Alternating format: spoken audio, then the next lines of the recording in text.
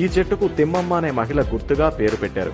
1989లో Thimmamma Marrimanu Guinness book of world records లో స్థానం పొందింది.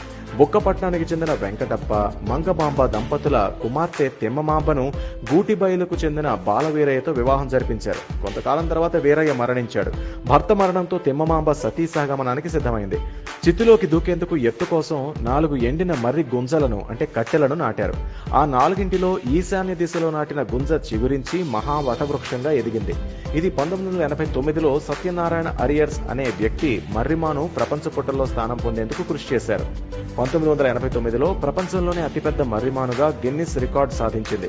తాజా సర్వేలో 6,869 ఓడలతో 8.5 ఎకరాల్లో విస్తరించి ఉందని తేలింది. మర్రిమానుకు దాదాపు 660 సంవత్సరాలు నిండాయి. మర్రిమాను కిందకి వెళ్తే ఏదో అరణ్యంలోకి వెళ్లిన అనుభూతి కలుగుతుంది. అడుగడుగునా ఓ ఓడ కనిపిస్తుంది. దేనికదే ఇదే చెట్టు మొదలేమో అనిపిస్తుంది.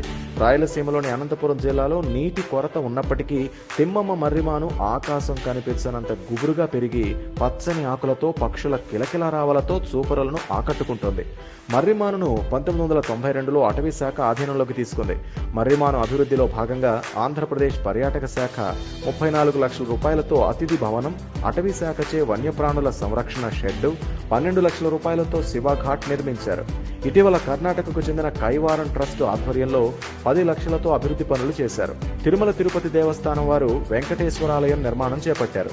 ఈ చెట్టు కింద తిమ్మమ్మ గుర్తుగా చిన్న గుడి కూడా ఉంది. ఇలాంటి వింతలు, విశేషాలకు సంబంధించిన విషయాలు మీకు తెలుసుంటే కామెంట్ బాక్స్ ద్వారా మాకు తెలియచేయండి.